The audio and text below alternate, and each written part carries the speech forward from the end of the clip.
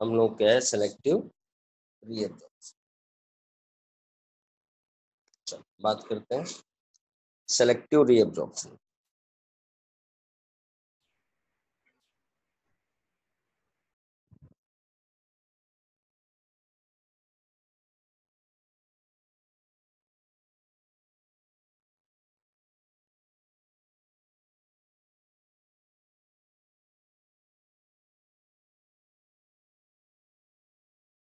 Selective reabsorption, अब सवाल है सेलेक्टिव रीअब्जॉर्प्शन क्या है। सेलेक्टिव रीअब्जॉर्प्शन होता है बेटा इस फिल्ट्रेट में से सेलेक्ट करके काम की चीजें वापस बॉडी में रिटेन कर लेना, उसे कहते हैं सेलेक्टिव रीअब्जॉर्प्शन।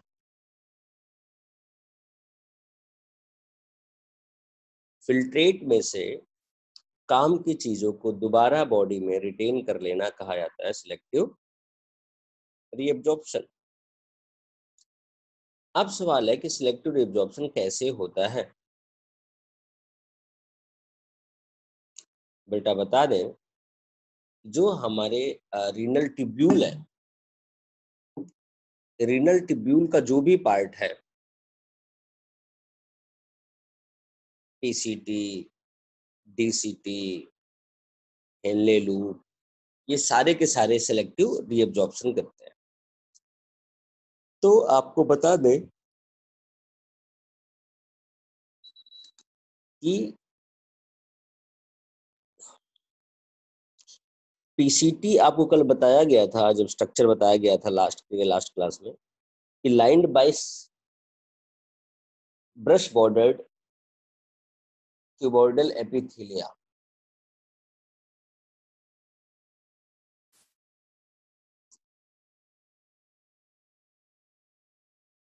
क्यूबॉइडल एपिथेलिया जो कि ब्रश बॉर्डर्ड है, जो कि ब्रश बॉर्डर्ड है। बेटा ब्रश बॉर्डर होगी तो वहां सरफेस एरिया ज्यादा होगा, अगर सरफेस एरिया ज्यादा होगा तो वहां पर रीअब्जॉर्प्शन ज्यादा होगा। चलो देखते हैं, लिख देते हैं।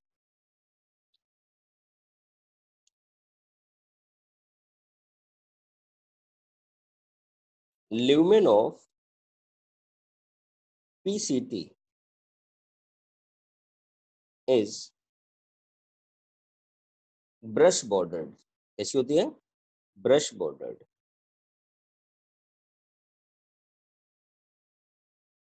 ब्रश बॉर्डर्ड, ठीक, ब्रश बॉर्डर पाए जाते हैं, brush bordered and lined by. Sir हाँ बेटा, सर प्लीज कोई और टाइम कर दो, इस टाइम पे नेटवर्क का बहुत इशू होता है। ठीक है बेटा, पढ़ा लेते, मैंने आपका मैसेज देख लिया, पढ़ा लेता हूँ फिर बात करता हूँ। ठीक, मैंने कहा बेटा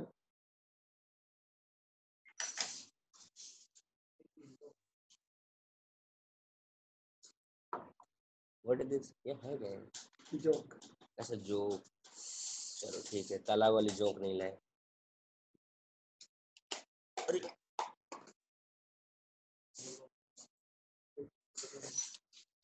मैंने कहा बेटा ब्रश बॉर्डर्ड होता है,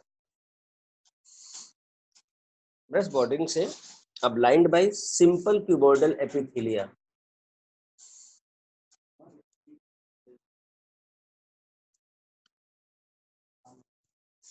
simple cuboidal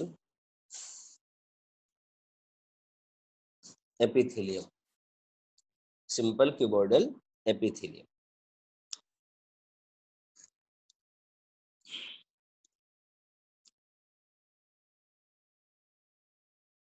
It rises surface area for absorption, for absorption of filtrate, filtrate या component of filtrate। हो गया? और आपको बता दें, माइंड करने वाली चीज है कि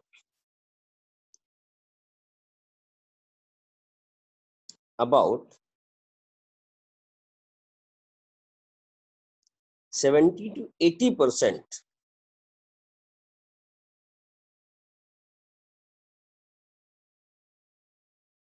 electrolyte and water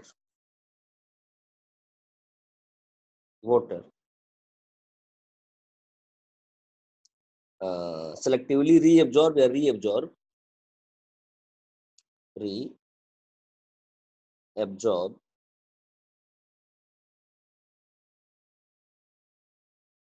in PCT। PCT में लगभग 70 से 80% इलेक्ट्रोलाइट और वाटर रीअब्सॉर्ब होता है। एक बात और, PCT also help in ionic balance and pH।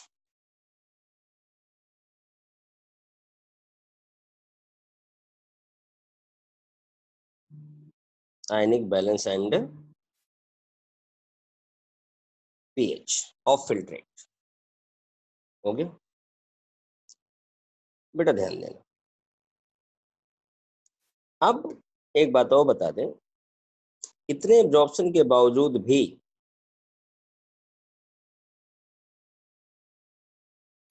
filtrate in PCT is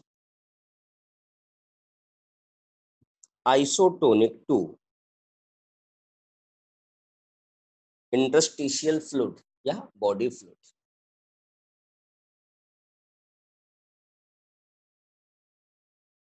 तो बॉडी फ्लूइड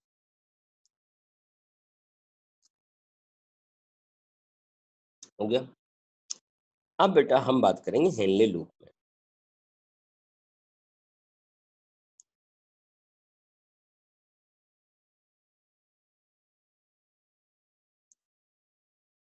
एक बार लिख देते हैं आपको, फिर समझा देते हैं।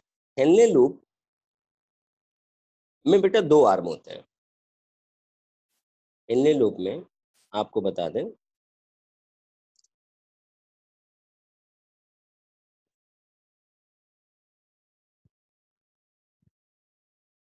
Descending arm is permeable for water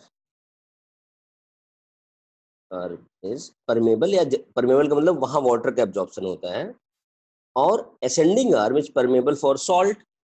इसका मतलब वहां किसका एब्जॉर्प्शन होता है? सॉल्ट का होता है। कहा था हम लोग? Is permeable for water and ascending arm is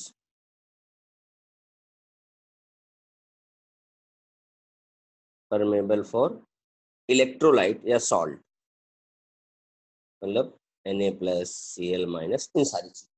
ठीक, इसका मतलब यही। अब हम आगे बात करते हैं। अगर बेटा डिसेंडिंग आर्म में वाटर रीअब्जॉर्ब हो जाएगा,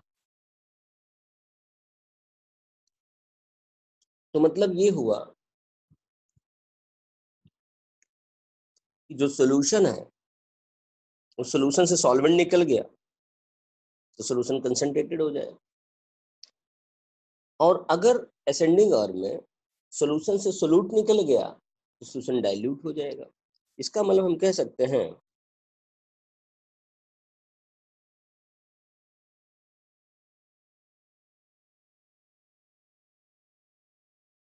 in descending arm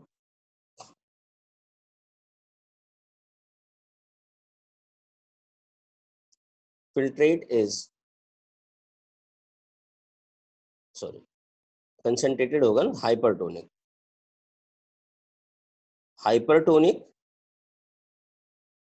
and in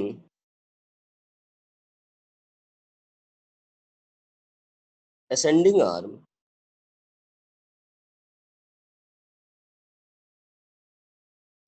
filtrate is hypotonic.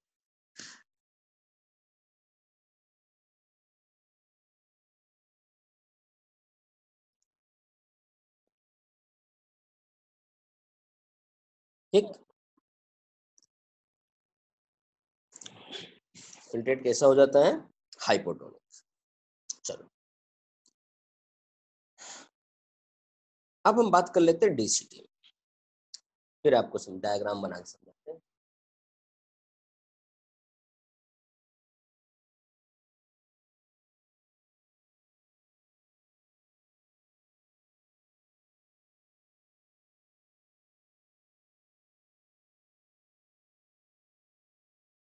चलो हम देखते हैं डीसीटी में।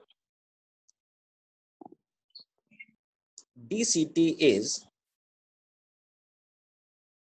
site for conditional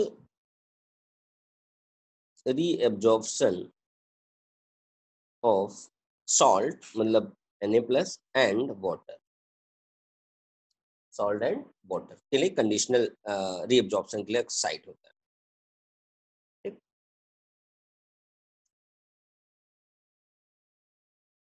अब एक बात और देखते हैं कि डीसीटी ऑल्सो रेगुलेट या मेंटेन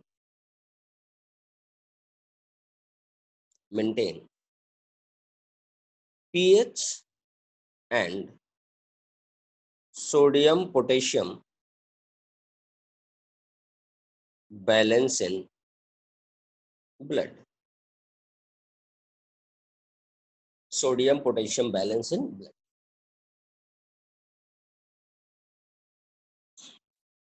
हो गया? चलो बेटा इस चीज को हम लोग डायग्राम से समझते हैं। देखो जैसे मान लो यहाँ पे हमारा है पीसीटी,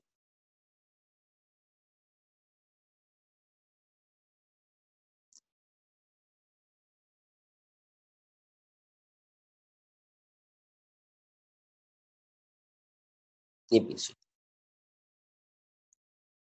अब यहाँ है हमारा हेनली लूप,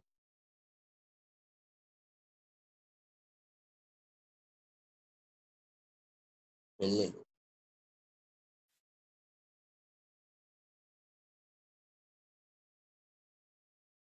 और ये है हमारा डीसी।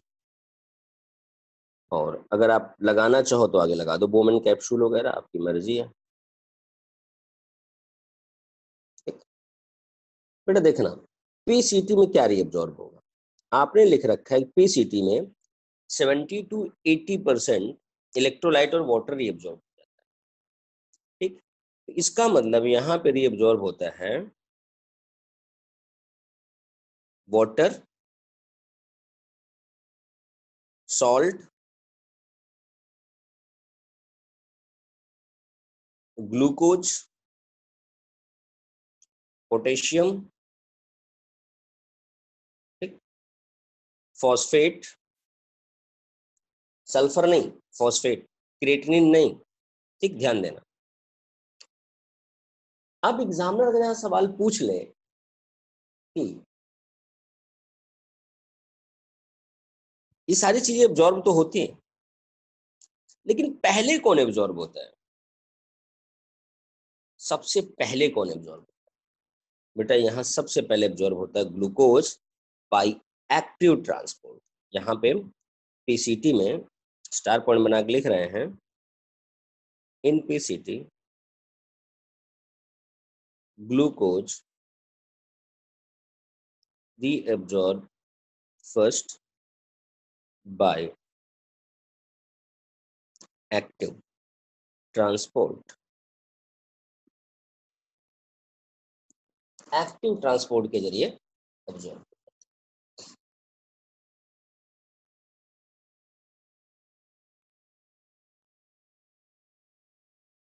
एक्टिव ट्रांसपोर्ट के जरिए एब्जॉर्ब। इस बात को आपको ध्यान देना।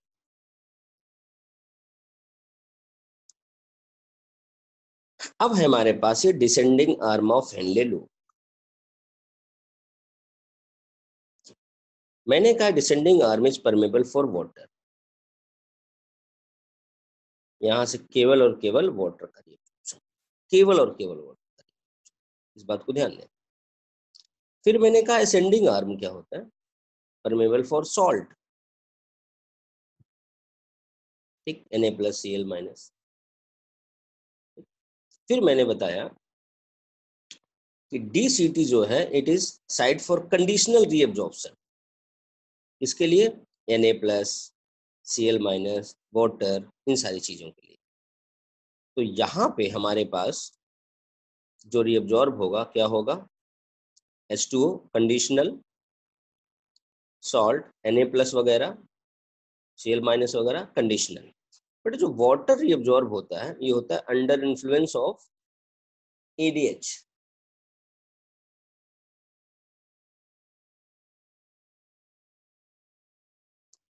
Under influence of ADH, anti diuretic hormone, vasopressin. और सोडियम जो एब्जॉर्ब होता है ये होता है अंडर इन्फ्लुएंस ऑफ, हार्मोन का नाम है एल्डोस्टेरोन, एल्डोस्टेरोन। मिनरल एब्जॉर्ब हो रहा है, इसलिए इसे हम लोग एल्डोस्टेरोन का ग्रुप जो है उसे कहते हैं मिनरेलोकॉर्टिकॉइड, आगे पढ़ाऊंगा आपको, मिनरेलोकॉर्टिकॉइड,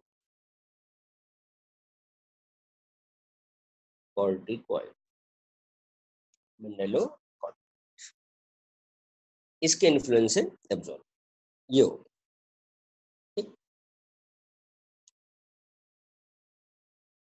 सारी चीजें फ्लो चार्ट तो आपने बना लिया। इसमें कुछ कंडीशन है, जैसे कंडीशनल वाले में कंडीशन हम बना के आपको दिखाते हैं। जैसे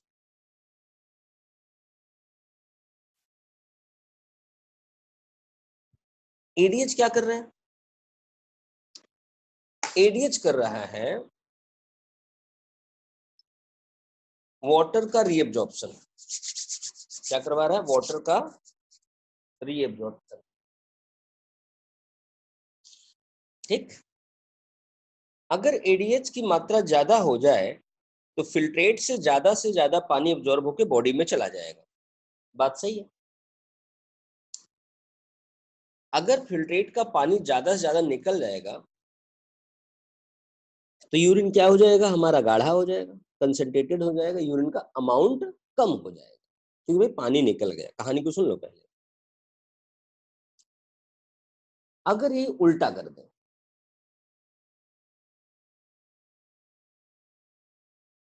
उल्टा कर दे,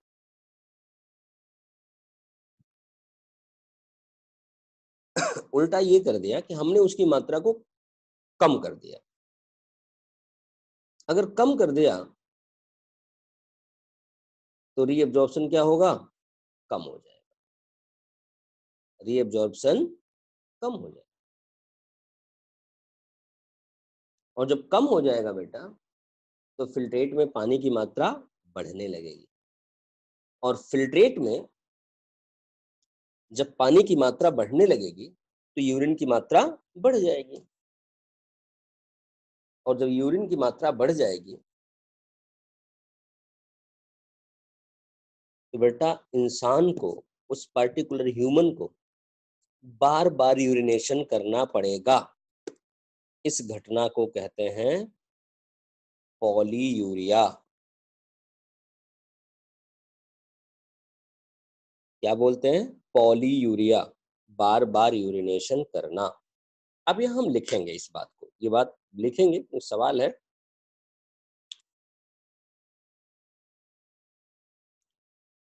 लो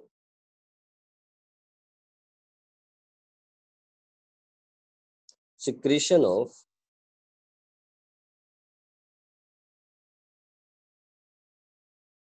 ADH, low secretion of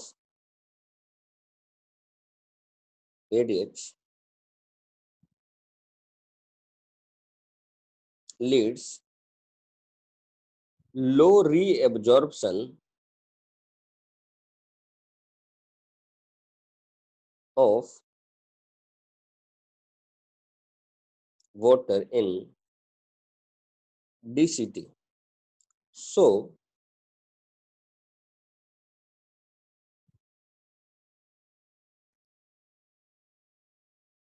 urine become dilute. Urine become dilute, and its amount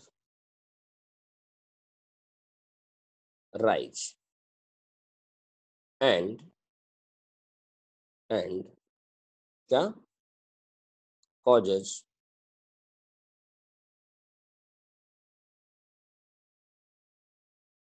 polyuria. क्या करता है? पॉलीयूरिया कॉज करता है। ये सवाल आपको सीधा सीधा मिलता है पीएमटी में। एडीएच की कमी होने से क्या होगा? पॉलीयूरिया हो जाएगा, या एडीएच कमी से यूरिन की मात्रा बढ़ जाएगी। बट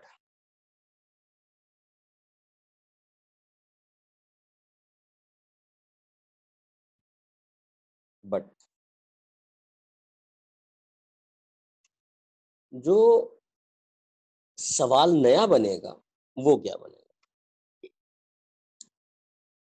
एग्जामिनर सवाल को थोड़ा बड़ा कर सकता है, जैसा मैं सोच पा रहा हूं, और ऐसा सवाल एक एग्जाम में आ भी चुका है कि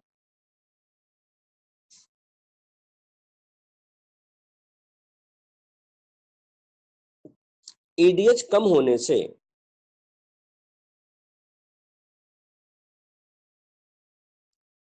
पॉलीयूरिया हो जाता है। क्योंकि आपके मन में आएगा कि यूरिन की मात्रा बढ़ जाती है। आपका आंसर बिल्कुल सही है, लेकिन इससे भी ज्यादा करेक्ट आंसर क्या है? अगर वो आ जाए इसके साथ तो वो ज्यादा सही होगा। वो क्या है? पॉलीयूरिया हो जाता है। आप कहोगे यूरिन की मात्रा बढ़ जाती है, क्यों? क्योंकि उसमें वाटर की मात्रा बढ़ जाती है। इस बात को ध्यान रखना है, क्योंकि उसमें वाटर की मात्रा बढ़ जाती है। बेटा आप ध्यान देना कि एडीएच सप्रेस होने पे, एडीएच कम होने पे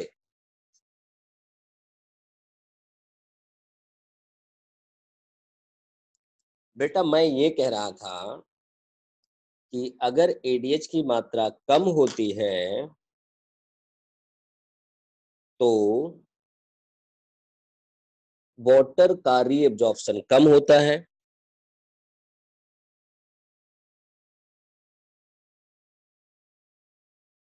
जिससे यूरिन की मात्रा बढ़ जाती है। सवाल है क्यों बढ़ जाती है? क्यों? क्योंकि उसमें वाटर की मात्रा बढ़ जाती है। क्योंकि उसमें वाटर की मात्रा बढ़ जाती है, और वाटर की मात्रा बढ़ने से बेटा यूरिन की मात्रा अपने आप बढ़ जाती है। इस बात को आपको ध्यान रखना है। ठीक, चलो आगे देखते हैं। यहाँ मैं लिख देता हूँ।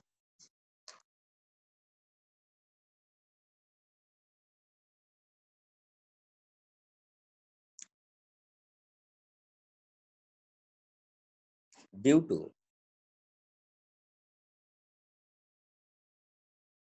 low secretion of ADH,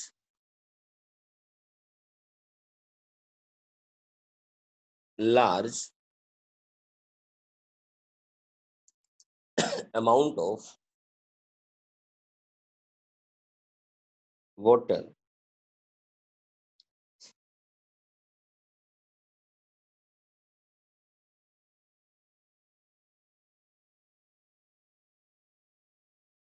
present in urine and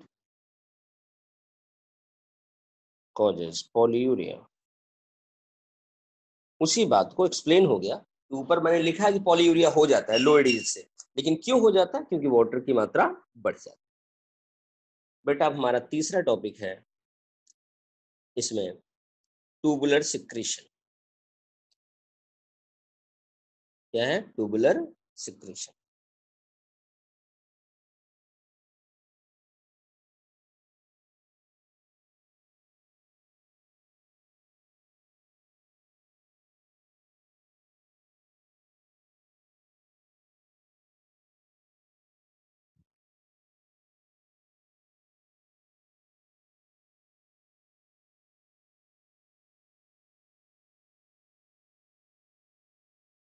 tubular secretion.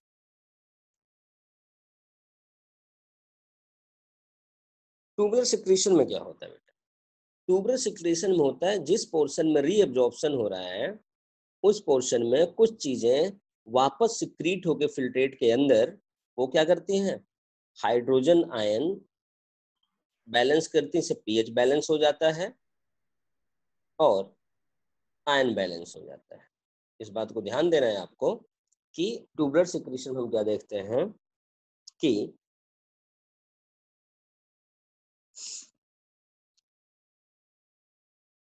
H+ and ammonia, H+ and ammonia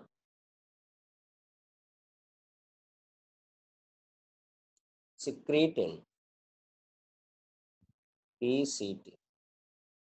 PCT के केस में H+ और अमोनिया सिक्रीट होता है।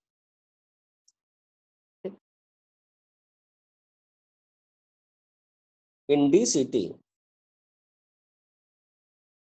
K+, H+ secrete by tubular secretion, tubular secretion and regulate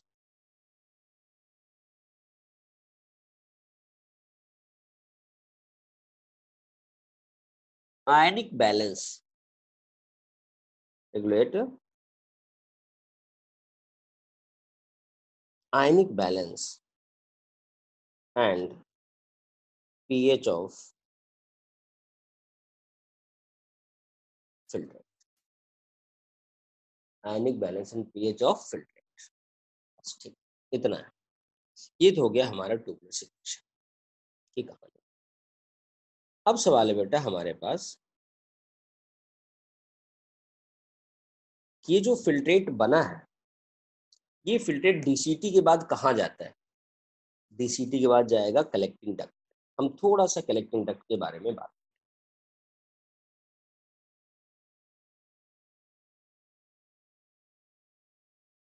collecting duct बेटा कल आप लोगों को एक्सक्रीशन का पहला असाइनमेंट मिला था?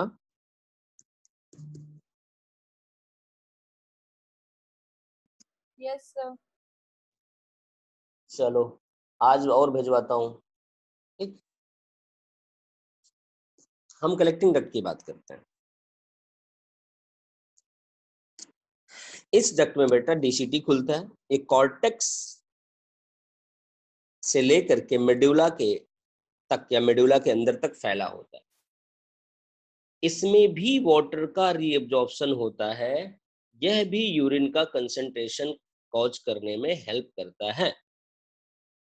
हाँ एक बात और है, यहां से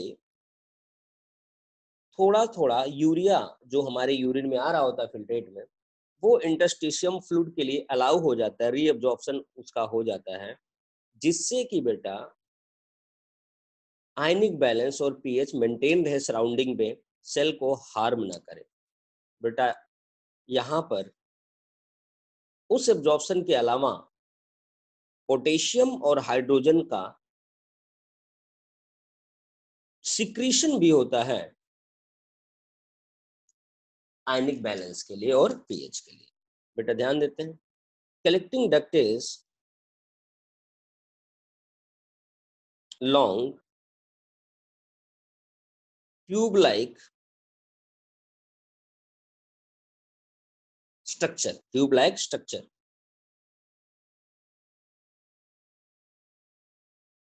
move from cortex to deep of medulla,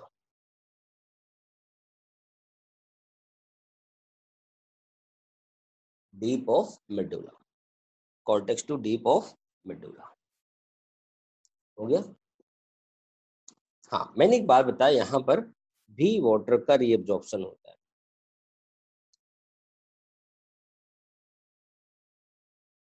reabsorption of water observed or found. So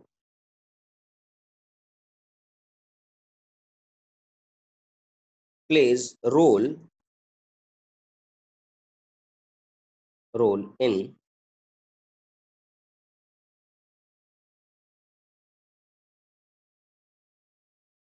concentration of urine. तो यूरिन के कंसंट्रेशन में रोल प्ले करता है। ठीक, एक चीज और,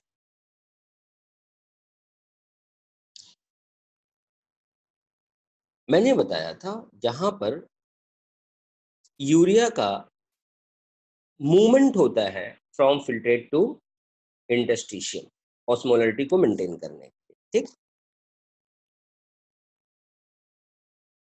it also allow movement of या passage of movement of small amount of urea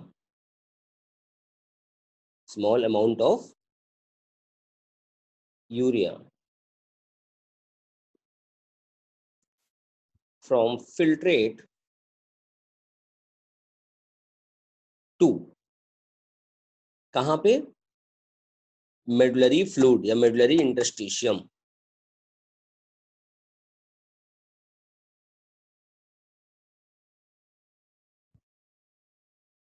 medullary interstitium, medullary interstitium हो गया, मेडुलरी इंटरस्टिशियम में अलाउ करता है। एक चीज और मैंने आपको बताया था, यहाँ पर सिक्रीशन भी होता है, ट्यूबुलर सिक्रीशन होता है कलेक्टिंग डक्ट से, कलेक्टिंग ट्यूब से।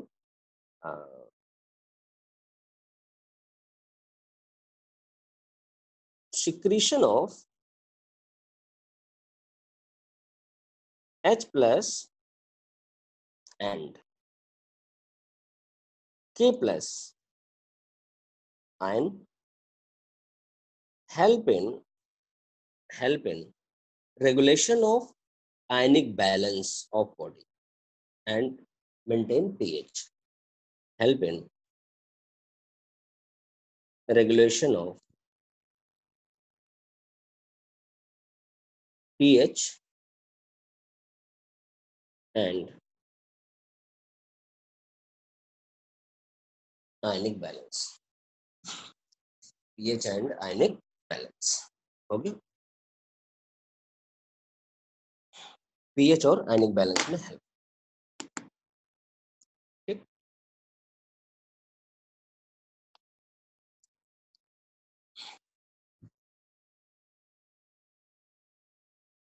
चलो ये तो हो गया बेटा कलेक्टिंग डक्ट। हम लोगों ने सारा काम कर लिया कि हमारा यूरिन बनता कैसे है, लेकिन अभी हमारे पास बाकी है यूरिन का कंसंट्रेशन, कि यूरिन कंसंट्रेट कैसे होता है। तो बेटा पहले इतनी बात आप देख लो, फिर हम mechanism of concentration of urine बताते हैं। यहाँ से देखो, सिलेक्टिव रीअब्जॉर्प्शन आज जितना किया, सिर्फ इसको देखो बेटा। हम देख रहे हैं mechanism of concentration of filtrate. इसमें क्या है कि हमने बताया आपको ह्यूमन या mammal able to produce concentrated urine. इसमें रोल कौन करेगा, हेनले लूप और vasa recta play significant role in concentration of urine. Vasa recta जो होती है ब्लड वेसल होती है पैरेलल टू हेनले लूप। बेटा ये दो हमारे जो हेनले लूप के दो आर्म है, असेंडिंग और descending arm, both are opposite. दोनों में क्या होता है कि फ्लो ऑफ फिल्ट्रेट अपोजिट होता है, दैट इज काउंटर करंट। और जो वासा रेक्टा होता है उसकी दोनों आर्म भी अपोजिट, काउंटर करंट। और वासा रेक्टा और उसके बगल वाली हेनले लूप का आर्म उसमें भी उल्टा होता है, that is counter current. Flow of filtrate in both arm of Henle loop is opposite, called as counter current. And flow of blood in vasa recta is also counter current, वो भी counter current होता है। बेटा ध्यान देना, फिर मैंने बताया कि यहाँ पर जो फिल्ट्रेट घुसा 300 ऑस्मोमोल का, वाटर एब्जॉर्ब होता गया नीचे हो गया 1200, फिर सोल्यूट एब्जॉर्ब होते गया ऊपर हो गया 300। तो आप ये मत सोचना कि 300 गया 300 आया, बेटा क्या है कि यहाँ पर वाटर भी अंदर चला गया और सोल्यूट भी चला गया, और इससे क्या हो गया, हमारा वाटर बॉडी में कंजर्व हो गया, वाटर क्या हुआ बॉडी में कंजर्व हो गया। अब बाकी कैसे होगा ये हम बताएंगे आपको कल की क्लास में, बाकी बताएंगे कल की क्लास में। और किसी कुछ पूछना हो तो पूछ लो, किसी कुछ पूछना है? No sir. चलो ठीक बेटा।